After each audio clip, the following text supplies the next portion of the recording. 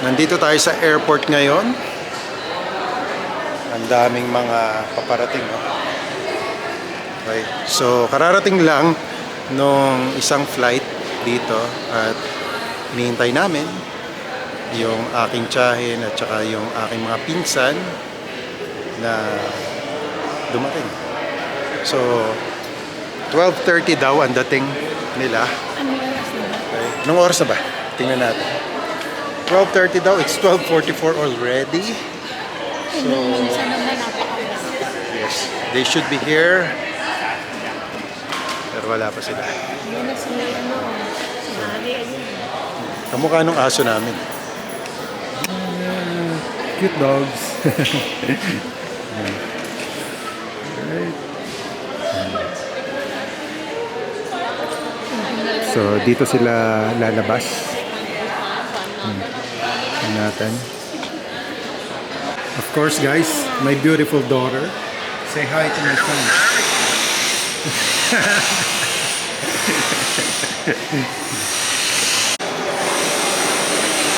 Medyo natagalan yung mga pinsan ko. Apparently, this is the busiest day in Edmonton International Airport today. Today is Wednesday. Okay, guys. Eto na sila.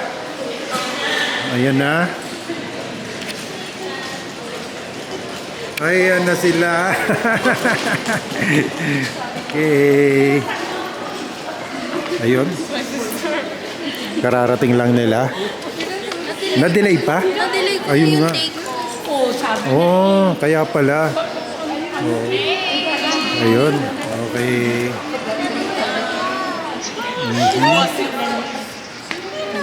Kamusta na? Parang kailan lang Nandito na ulit kayo. Okay. Ano, kamusta? Welcome back to Canada. Yes, walang snow. Walang snow ngayon. Super excited. Tama. Walang may snow. Okay. Yes. Kamusta naman ang flight? Okay ko sila. Okay naman. Kahit doon sa Philippines, akalahan namin maulan. Kasi Oo nga, di ba? Parang bumabagyo? okay. Oo. Wala pong bagyo. Habagat. Habagat. Hanging habagat. May tatlong habagat sa beach. Tapos bago pa kami umalis, meron pang rainfall warning. Akala namin uulan ng malaki. Buti hindi na-cancel. Okay naman. Ano? Kasi nasa southwest naman kuya yung yung LPA. Pero yung daan ng pa-Canada, pa-east. Palayo, ano? Okay. Picture muna tayo dito. Dito. Tig-iisa kayo. Ayan. Ayan, tig-iisa kayo letter. Picture. Picture. Okay. Okay, bago yung concert nila dito sa Edmonton, mag-picture muna tayo. Ayan. And 1, 2, 3, smile.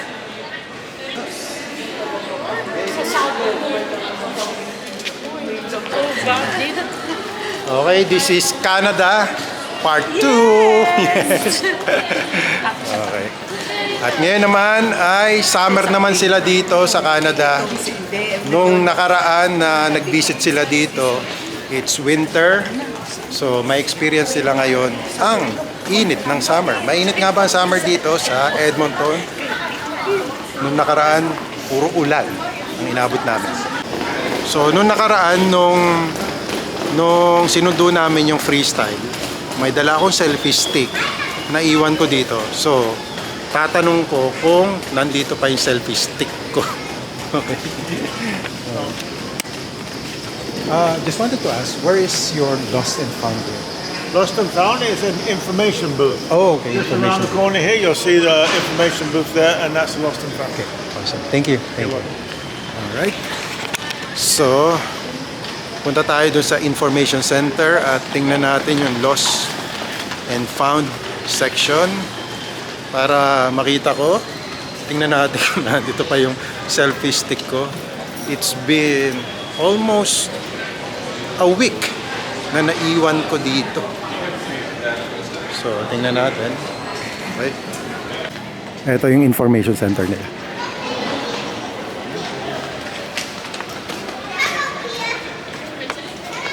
Hi. Stuck paper somewhere.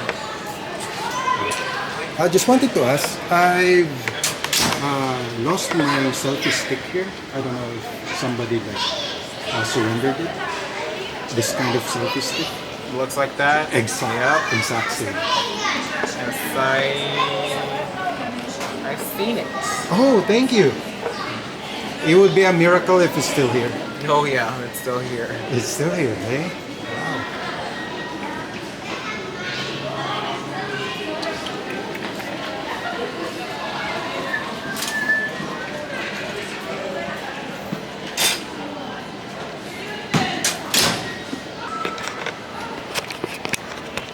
Grabe, akalain nyo, nandito pa daw yung selfie stick na ito.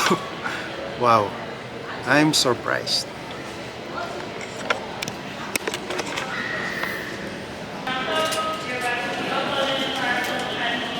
Yes, the exact same thing. I just need a piece of ID from you. Okay, yeah, no worries. Thank you. You're welcome. Okay, thank you. Awesome. Alright, ito, kalain mo. Akalain nyo, after a week na andito pa, oh. Guys, oh, exact same na selfie stick. Okay, Edmonton International Airport, you guys are the best. Ayan. Found it. Kaso lang, umorder na ulit ako nito. So, dalawa na ang aking selfie stick. Okay. But it's cool, eh? Ayos. Kalain mo, naandito pa, oh. Naiwan ko. 1 week nang naandito. Ayan pa. Kaya nga. Sabi ko inaanuhin niya. Ayan nga. Wala ko yung Ayan na. naalala. Ah, tinanong ko. Wala. Na ito pa, oh. Exact same. Ayan, kaso lang, umorder na ako. At least meron na kayo. At least, dalawa na. Alright, let's go! Yay! Okay. $3 lang ang mga damit. Ano nga? Ang alin? Yan, paboritong pasyalan nila dito. Okay. Alright. Okay. Ma! Selfie stick is back! Ayun, no? Ayun na ulit. Bumili ka pa. Oo nga, eh. Kaya mo yung camera para dalawa na yun. Oo nga, para dalawa naman yung camera. Ayun. Okay. Oh, sige. Ang pangit naman ang lasa nito. Lalakad lang ako, kukunin ko yung sasakyan. Yung mga maliliit na kasya sa sasakyan mo, ilagay mo na. Okay. Eh, sabi nung tsahin ko, ibang-iba daw ang Canada. Kasi nung nakaraan na nanggaling sila dito, that was winter time. Kaya talaga namang ibang-iba as compared ngayon. Ito, so suot natin t-shirt. Pero pagka winter, syempre balot na balot tayo dito. Okay, at lalo pa dito sa Edmonton, ay nako, Alberta, napakalamig ng winter dito. And etong summer naman, okay, mainit ngayon. And yeah, kukunin ko lang yung sasakyan ko kasi pinark ko dito sa medyo may kalayuan.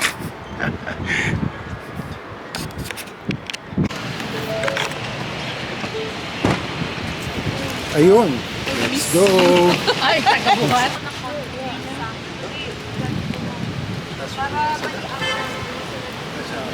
Ate, ito pa yung isa namin sasakyan. Kaya ate, ayun, kasya naman pala dyan, eh. Yan yung isang malaki, tapos isa na lang maliit. Okay, sige. At dito na kami. Kasi sabi, tulog din. Okay, lunch muna kami dito sa favorite place namin, Yang Ming Buffet. Of course. Pero, Abot pa kaya tayo. wala na, hindi na siguro. Hindi na, imitata isa ka ito na. Isang mo dun saan? Sa isang Welcome to Yang Ming. Yang Ming. Ano kaya si Yang Ming? Bata pa kaya si Yang Ming? Kasi young. Si Yang. Pwede pa. Please wait to be seated. There we go. There we go. Yeah, awesome. Thank you. Thank you. Okay. Yeah. Okay. Paborito talaga namin dito sa Yang Ming kasi sulit dito ang pagkain. Ayan, oh. Steak all you can.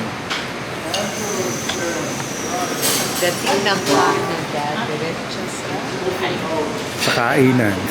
kainan na Ayan. Anli. Anli. Buffet. Okay, syempre, doon sa mga hindi pa nakapanood ng vlog ko, eto, daming pagkain dito. Unlimited, eat all you can. Of course, ayan, meron dito Singaporean style vermicelli. So, ayan, Singaporean yun. Ayun, hello. Yun. Eto, tapos, dito naman sa kabila, Chinese. Paano ko nalaman Chinese is because Shanghai noodles. Ayan. Chinese dyan. Ito naman American. Okay. Alright. And dun sa kabilang yun, yung dessert, meron silang sushi bar doon. Diyan sa lugar na yan. Ito. Panalo kung gusto nyo ng sushi. Ayun.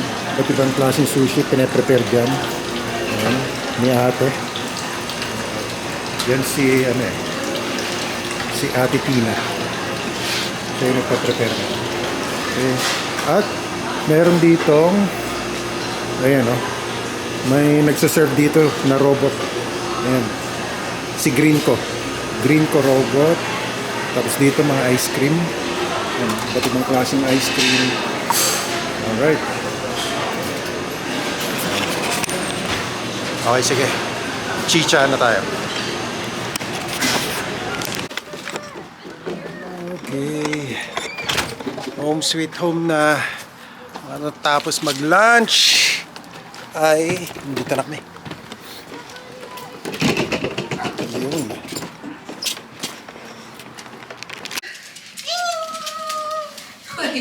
Parada.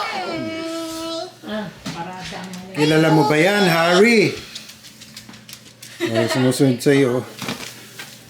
Kahit nagalit nga, tinapkap May sinasabi siya. Sinasabi, nanghihingi. Nanghihingi ng treat. Bait oh. Sit. Po. Popo. This one. May popo. The other one.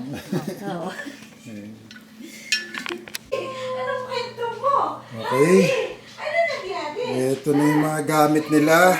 Oh, mamili na kayo ng ng maleta.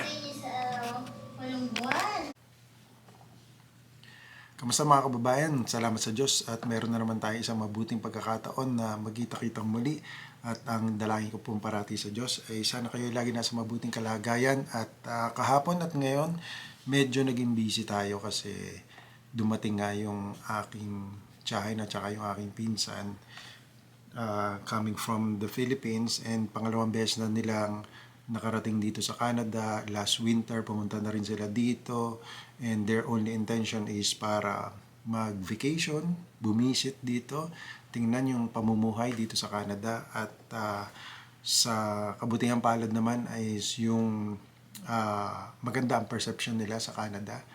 Maganda yung kanila naging experience dito although nung pumunta sila dito ay talagang sobrang lamig lalo na dito sa Alberta.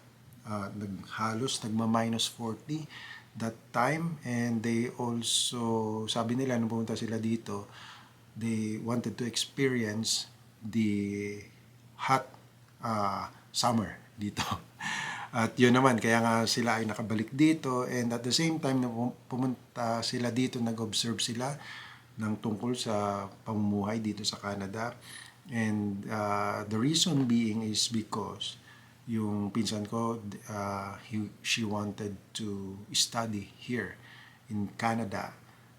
Dalawang country nga ang pinag-iisipan niya, isa sa US and second itong Canada and nagustuhan niya naman nung pumunta siya dito. And sa kabutihang palad, naging smooth yung kanyang application dito. Hindi siya nahirapan, nag-do-it-yourself lang siya. Ang ginawa niya nung pumunta siya dito last time ay nag-inquire na siya directly dun sa school na papasukan niya. Inalam niya kung ano yung mga requirements, ano yung pathway para siya ay maging permanent resident, ano yung program na pwede niyang kunin para, syempre, gusto niya rin maging permanent resident dito kasi hindi naman natatapos lang dun sa pag-aaral dito sa Canada. So, with that, tinulungan naman siya nung institution na kanyang pinag-inquiran, nag-attend siya ng kanilang parang open house na parang somehow seminar, symposium, or orientation. At doon nakapagtanong siya personally dun sa institution, kaya na-assist siya. Kasi nag-do-it-yourself nga lang siya, hindi siya gumamit ng agency, dumirekta siya sa school, and habang nung umuwi naman siya sa Pilipinas, ay ina-assist pa rin siya. And napaka-smooth nung kanyang naging mga pag-process ng kanyang application. Kaya nga sabi niya, talagang bakit yung iba nahihirapan na mag-apply dito, gumagamit pa ng agency, pero nung siya ay nag-apply nga at nag-inquire dun sa institution, sa school dito, naging very smooth yung kanyang pag-apply hanggang sa ilang months lang mula nung pumunta siya dito at ngayon, nandito na siya. Nakabalik na siya dito, mag-start yung kanyang school by August. And, okay, doon sa kabayan natin na nagtatanong pala at lagi nakasubaybay sa ating channel, ay ang sabi niya, sana job opportunities naman po next mo na vlog. Sabi ni Marcus V.7565. Okay. Maraming salamat sa iyong comment, kabayan. At dahil dyan, sasagutin ko ang iyong question na sana job opportunities naman. Ngayon, mas maganda sana kung dinitalye mo pa kung anong klaseng work experience ang meron ka, ano yung current job mo ngayon para at least naging personalized sa'yo yung aking magiging kasagutan. So, ang mangyayari tuloy, general ang aking magiging kasagutan sa iyo, and at the same time sana sinabi mo rin sa akin kung nasaan kang lugar para alam ko kung ano yung mga agency na pwede kong i-recommend sa iyo. But just the same, kung nasa Pilipinas naman po kayo at yan, nagtatanong kayo ng job opportunities, marami pa po kayong pwedeng applyan. Hindi ko lang po alam kung ito ay pasok doon sa work experience ninyo. Kasi kung mag-a-apply po kayo dito sa Canada, mas maganda po na related work experience yung inyong a-applyan. Kaysa kung ano-anong applyan nyo, kasi most probably, baka yung chances nyo na matanggap doon sa trabaho yun ay mas less. Kasi hindi po related yung inyong work experience. Now, kung kayo naman po ay naandito sa Canada, at may mga katanungan po kayo patungkol sa immigration, meron po tayong kapartner na immigration consultant na nandito sa Edmonton na pwede po kayong umattend ng kanilang mga ginagawang symposium, seminar dito sa Edmonton. Libre po yan, wala po kayong babayaran. Makakapagtanong kayo ng inyong mga personal concern, lalo na pagdating sa immigration. Kasi immigration is a complicated matter po, and it needed a professional advice, lalo na po kung ang inyong sitwasyon ay medyo complicated. Kaya iniimbitahan ko po kayo sumubaybay po kayo sa aking Facebook page kasi dun po kami live session po, live seminar tungkol sa mga immigration update dito. Nga lang, hindi po kayo makakapagtanong ng live kasi naandun po sa mismong seminar. Pinaprioritize po namin yung mga kababayan natin na umattend ng seminar na yun para makapagtanong po sila regarding their specific situation po. So, yun po. Abangan nyo na lang po mga kababayan yung announcement ko. Kung nandito po kayo, malapit po kayo dito sa Edmonton, I would highly recommend na umattend po kayo dun sa ginaganap po naming seminar. Alright? And then yung date po, i-announce ko later on my Facebook page. Follow nyo po, Sok de Mesa. Okay po? So, dun sa katanungan ng kabayan natin na kung may trabaho pa ba dito, ayan, eto po mga kababayan, yung nire-recommend ko po na agency which is, unahin po natin itong sa Mercan. Okay, so Mercan PH. Eto po So, type nyo lang po yan, Mercan PH, at lalabas po itong Mercan Canada Employment Philippines Inc. Incorporated. And then, check po natin yung job listing. So, once na maklik nyo po yung job listing, ay ilagay po natin location. Ayan, location is Canada. Sige, para malaman po natin yung current opportunities nila. At ito po, kung kayo po ay industrial butcher and meat cutter, ayan, roofers and shinglers, long haul, trailer, truck drivers, at continuous hiring po of cooks and chef. So, ayan po mismong bisitahin nyo po yung kanilang website which is mercanph.com. Now, pwede rin po kayong pumunta ng personal doon sa kanilang office kung kayo po ay nasa Manila. Mga kababayan, mercanph.com ang puntahan nyo po. Okay, kung ito po yung mga trabahong hinahanap nyo. Yung isa pa pong agency na nire-recommend ko po which is iPAMS. So, iPAMS.com po. And let's find a job. So, ito po job listings. Click po natin yan, view jobs. So, kagandahan po sa mga agency na nire-recommend ko po sa inyo is no placement fee, no processing fee, wala po kayong babayaran. 100% legit na agency po ito kahit i-check nyo pa po sa DMW. So, ito po, i-click po natin yung select country. And hanapin po natin, syempre, yung bansang Canada. Ayan po. So, Canada. Alright, so ito po. Naghanap po sila, industrial designer. Okay? Industrial mechanic millwrights. So, ayan po industrial mechanic, heavy duty equipment mechanic, driller helper, surface mining, welder, maintenance technician millwright, automotive repairer, upholsterer, and seamstress, boat mechanic, motorcycle mechanic, okay, construction millwright, and industrial mechanic, asphalt operator, boring machinist. Alright? So, yan po yung mga available jobs sa iPAMS. And for other agencies po na maaari nyo rin pong i-check. I-check nyo rin po yung Staff Builder, right? Yung Ventures Management at saka Staff House International.